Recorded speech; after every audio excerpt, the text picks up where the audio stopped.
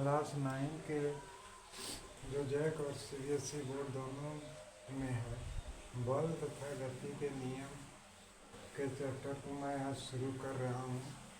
ठीक है, यह इम्पोर्टेंट चैप्टर है फिजिक्स के ख्याल से। तो इसमें दो पार्ट आप पढ़िए, पहले बल, उसके बाद गति का नियम। पहले बल क्या है? बल एक भौतिक राशि, फिजिकल क्वांटिटी है। यह एक सदिश राशि है क्योंकि इसमें परिणाम भी होता है और दिशा भी होता है। बल का मुख्य काम देख लीजिए यही है, उसके स्थिति में परिवर्तन करना, उसके आकार में परिवर्तन करना और उसकी अवस्था में परिवर्तन करना। अब यहाँ आपको बताते हैं कि बल हर हमेशा युग्म यानी पेयर के रूप में काम करता है। इसको यहाँ जरा आप ध्यान दीजिएगा कि मान लीजिए कोई ऑब्जेक्ट है, इस ऑब्जेक्ट पर बल हम अकेले कभी काम ही नहीं कर सकते हैं, युग्म में काम करता है पेयर के रूप में। तो इस पर दो बल लग रहा है, एक F1 है, एक F2। एक बल जो होता है उसका समर्थक बल होता है, दूसरा बल जो होता है उसका विरोधी बल होता है।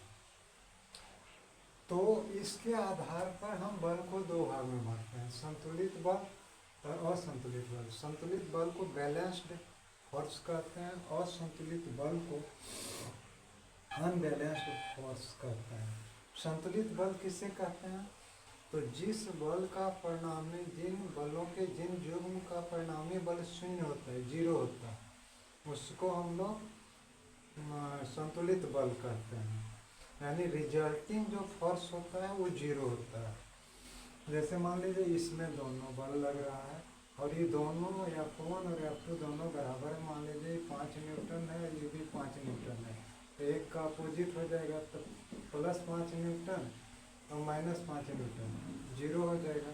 तो इस स्थिति में कार्य नहीं हो सकता है, न स्थिति में परिवर्तन होगा, न आकार में, न अवस्था में। दूसरा है असंतुलित बल। इस असंतुलित बल में जो परिणामी बल होता है उस शून्य को छोड़ के होता है, माइनस में हो सकता है, प्लस में हो सकता है, लेकिन शून्य नहीं होगा।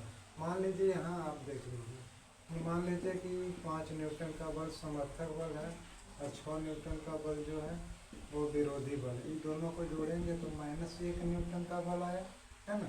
तो 1 न्यूटन का बल माइनस में था, या मान लीजिए 7 न्यूटन का है और ये 5 न्यूटन का है, तो अगर ये दोनों को जोड़ेंगे तो प्लस में है, लेकिन जीरो नहीं हो। इसी बल के कारण सब कार्य होता है धरती पर। और साधारण परिभाषा है कि पुश या पुल, धक्का देना या खींचना को हम बल कहते हैं। शुद्ध भाषा में लिखिएगा तब इसको अभिकर्षण या अपकर्षण।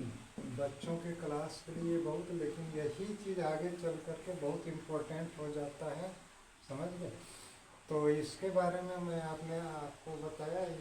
ये आपका वीडियो नंबर 1 होगा। इसमें न्यूटन का फर्स्ट नियम, सेकेंड नियम, थर्ड नियम, फिर बल की उत्पत्ति कैसे होती है, संवेग क्या होता है, संवेग संरक्षण का सिद्धांत, ये सब एक एक करके मैं वीडियो में आपको बताऊंगा। प्लीज़ लाइक और सब्सक्राइब कीजिएगा।